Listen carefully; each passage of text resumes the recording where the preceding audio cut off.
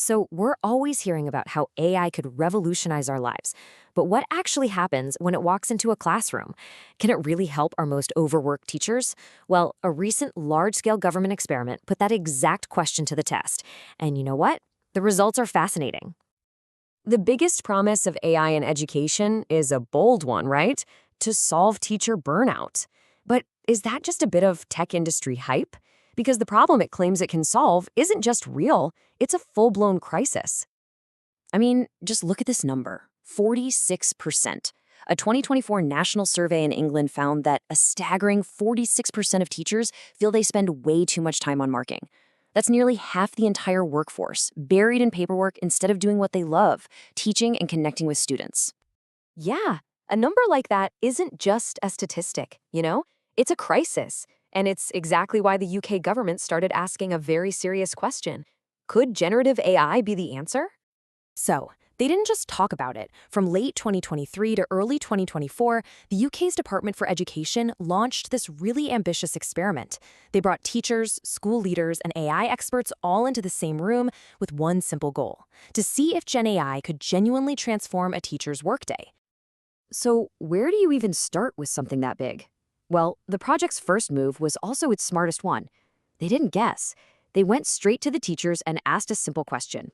If you had an AI assistant, what would you actually want it to do? And after surveying over 700 educators, the answer came back loud and clear. 3 tasks topped that wish list. First, and by a huge margin, was help with marking. No surprise there.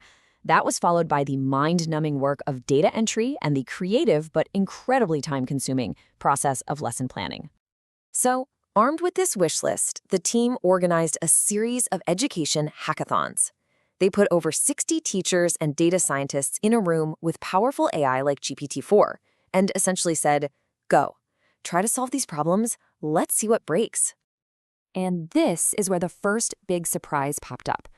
Take a look at lesson planning. When they asked teachers if AI could save them time, they rated it a pretty high 3.7 out of 5.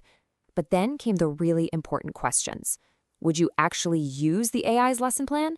The score dropped all the way to 2.3. And do you think it would improve student outcomes? It fell even further, to just 2.0. That is a huge gap between potential and trust. That disconnect was the key takeaway from the hackathons. The potential was clear, but no off-the-shelf AI was ready for a real classroom. The outputs were just too generic. They lacked context. They didn't think like a teacher. So the project realized if they wanted a tool that worked, well, they'd have to build it themselves. And this led to the project's most exciting phase: building a custom AI assistant.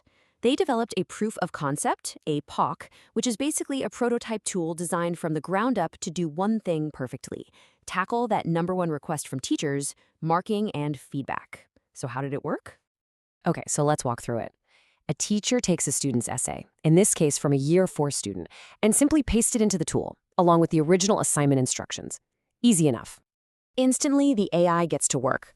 But its first output isn't for the student. It's feedback designed only for the teacher. It's technical, it's analyzing spelling, grammar, and crucially, it's linking everything to specific requirements in the national curriculum. Think of it as a professional analysis, from one expert to another. But then, with a click, it generates a completely separate piece of feedback, this time for the student.